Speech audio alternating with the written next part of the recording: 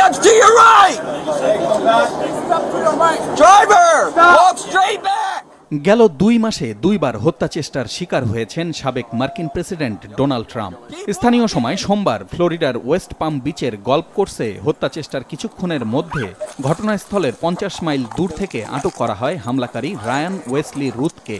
পুলিশের বডি ক্যামে দেখা যায় নিরাপত্তা বাহিনী গাড়িতে করে ধাওয়া করে রুথকে রাস্তায় থামায়। এরপর সে নিরস্ত্র থাকায় কোনো গুলি চালায়নি পুলিশ। গ্রেপ্তার করে হত্যা চেষ্টা ও অস্ত্র আইন লঙ্ঘনের অভিযোগ দায়ের করে তাকে আদালতে হাজির করা হয়। যুক্তরাষ্ট্রের হাওয়াইয়ের বাসিন্দা রুথ উত্তর ক্যারোলাইনার গ্রিনসবোরোর একজন সাবেক নির্মাণ কর্মী। তার কোনো সামরিক সংশ্লিষ্টতা নেই, তবে সামাজিক যোগাযোগ মাধ্যম এক্সে দেওয়া এক পোস্টে ইউক্রেন যুদ্ধে অংশ নেয়ার ইচ্ছার কথা জানিয়েছিলেন রুথ। 58 বছর বয়সী রুথের সহিংসতার ঘটনা এটি প্রথম নয়। 2002 সালেও একটি সম্পূর্ণ স্বয়ংক্রিয় অস্ত্রসহ গ্রেপ্তার হয়েছিলেন তিনি। তার বিরুদ্ধে আনা অভিযোগগুলো গুরুতর ছিল, যদিও মামলার ফলাফল এখন কি পর্যায়ে আছে তা জানা যায়নি। এ যাত্রাতেও প্রাণে বেঁচে গিয়েছেন ডোনাল্ড ট্রাম্প। তবে মার্কিন সিক্রেট সার্ভিসের পক্ষ থেকে চাঞ্চল্যকর তথ্য মিলেছে। ধরা পড়ার আগে প্রায় 12 ঘন্টা যাবৎ গল্ফ কোর্সের পাশের ঝোপে লুকিয়েছিলেন হামলাকারী রায়ান ওয়েসলি রুথ। তবে ট্রাম্প গল্ফ কোর্সে উপস্থিত হওয়ার পর নিরাপত্তা ব্যবস্থা জোরদার করার কারণে হত্যা চেষ্টাকারী রুথ তার দিকে সরাসরি অস্ত্র তাক করতে পারেননি। Cellular data shows that the subject was in the vicinity of the golf course roughly 12 hours before the engagement with the United States Secret Service. Our investigative teams conducted a neighborhood canvass in an effort to collect and obtain relevant video footage. The subject had an active online presence, and we are going through what he posted and any searches he conducted online.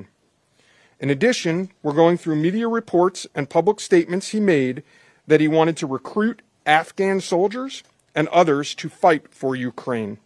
আগামী নভেম্বরের president নির্বাচনকে ঘিরে প্রচার চলাকালীন ট্রাম্পের নিরাপত্তার বিষয়টি গুরুত্বের সঙ্গে দেখা হচ্ছে বলে জানিয়েছে মার্কিন secret service.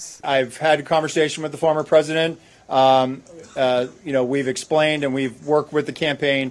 The president is aware that he has highest levels of protection that the Secret Service is providing him. We constantly evaluate based on threat.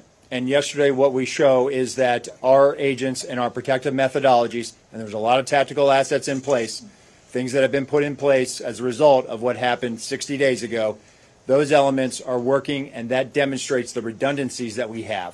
And so we constantly evaluate. We'll of course look at this and see what lessons learned from it. আততায়ীর হামলা থেকে প্রাণে বেঁচে যাওয়ার পর Donald ট্রাম্পকে phone করেছেন মার্কিন president Joe Biden.